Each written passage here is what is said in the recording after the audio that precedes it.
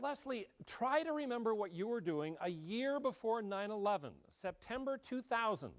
That's when Montgomery County Executive Doug Duncan announced a new transit center for Silver Spring. $35 million to be opened in 2003. But there have been repeated delays. We're now at $112 million and 5 years into a construction project that was supposed to be done with the transit center open more than 2 years ago. And tomorrow, we will likely learn this is even worse than we thought. At the busy corner of Wayne Avenue and Colesville Road, the transit center is meant to bring buses, metro, MARC trains, even bike and hiking trails together in one place, the current Silver Spring Metro station.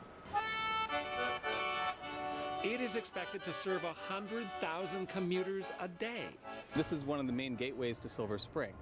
And one of the main gateways to Silver Spring is now a construction zone. It is a mess and has been since construction began in 2008. Rather than dropping Metro riders at the station, buses deposit them near a parking garage blocks away. It's too long because my job is hard as it is. Sometimes I want to take a shortcut. Rather than getting off a car or bus at this entrance to the center on Bonifant Street, people have some serious walking to do. All the way down Ramsey Avenue. Make a turn onto Wayne Avenue.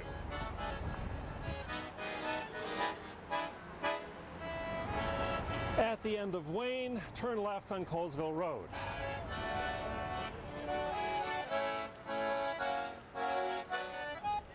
And after that long block, finally a turn into the Silver Spring Metro.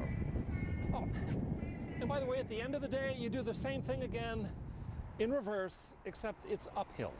Gives a daily workout to James Hanley and his ever-present cane. It's a shame. It's a sign of incompetence on somebody's part. The county is blaming contractor Folger Pratt for concrete that doesn't meet specifications in 2/3 of the top 2 floors of the building. And we have thin areas in some spaces, thick areas in others. Some is already cracking. Well, concrete by its nature is going to crack anyway. Bryant Folger, a principal of Folger Pratt. The building is safe. Their engineers and our engineers have all come to that conclusion. But yet there were specifications in terms of the depth of concrete that your company did not meet. Is that correct? When you take a look, again, first they've determined it's safe and that it meets and that it has the capacity to carry the loads that will be imposed. Mr. Folger, help me understand. You say we don't know where we are on that, but if the contract and the specifications call for a certain level of concrete, a certain depth at a certain place, it's either there or it's not. How can you not know? Well, because there are tolerances that are involved here, and we're working within those tolerances. But we're waiting for the county to come back with their report that we've been waiting for ever since last summer. And that's what the county gets on Tuesday, a $1.7 million consultant's report on what's wrong with the building. And it looks like more than just the concrete. The consultant's report was delayed, so the operating assumption is that they were looking at more things than just the thickness, but we will learn that together tomorrow. Folger Pratt says it has been rebuffed by the county in its efforts to fix the problem. We submitted proposals last March and again last May.